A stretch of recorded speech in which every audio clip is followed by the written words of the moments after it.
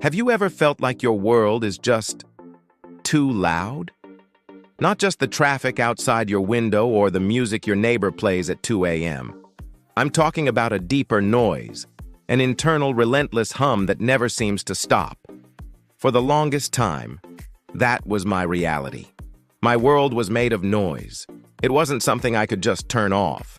It was the first thing I heard when I woke up and the last thing that lulled me into a restless sleep.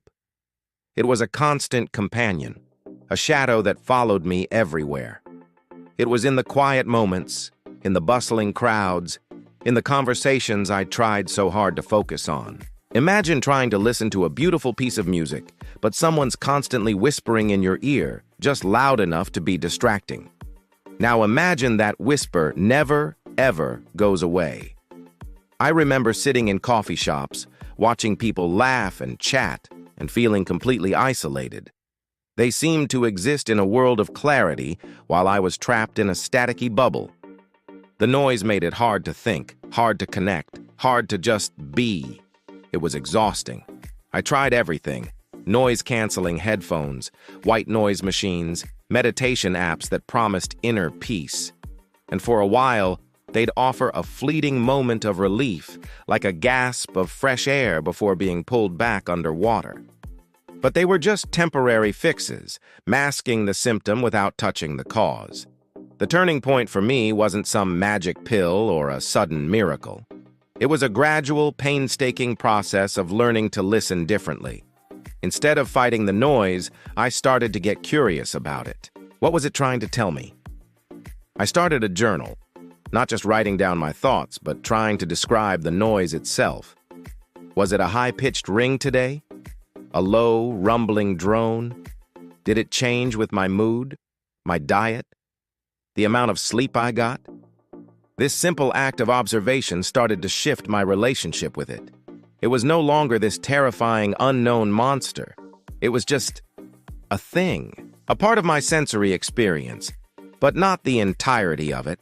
I learned that stress was like fuel for the noise. The more I worried about it, the louder it got.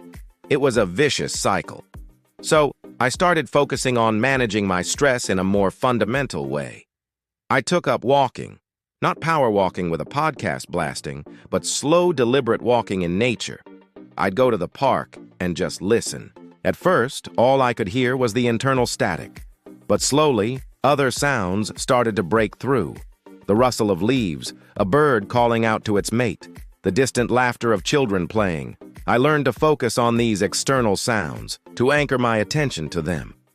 It was like tuning a radio, carefully turning the dial past the static to find a clear station. I also discovered the power of intentional silence.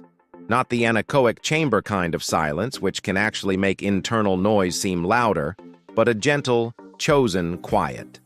I created small pockets of silence in my day.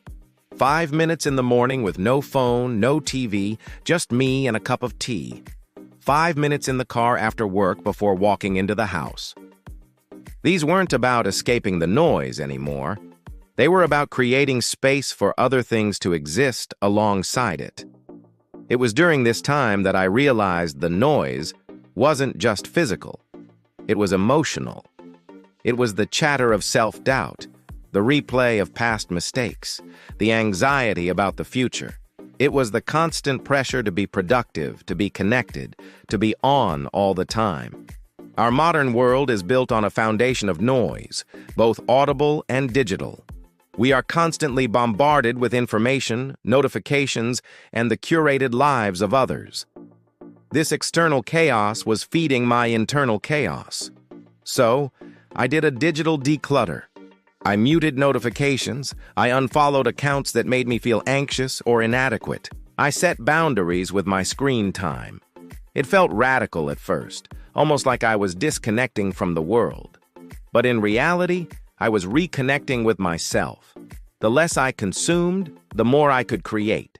The less I listened to the external clamor, the more I could hear my own inner voice, which had been drowned out for so long. The noise is still there sometimes. It's probably a part of me now, a faint echo of what it once was. But it no longer defines my world. It's just one sound in a much larger, richer symphony. I've learned to find the music in the rustling leaves, the peace in a quiet morning, and the clarity in my own thoughts. My world is no longer made of just noise.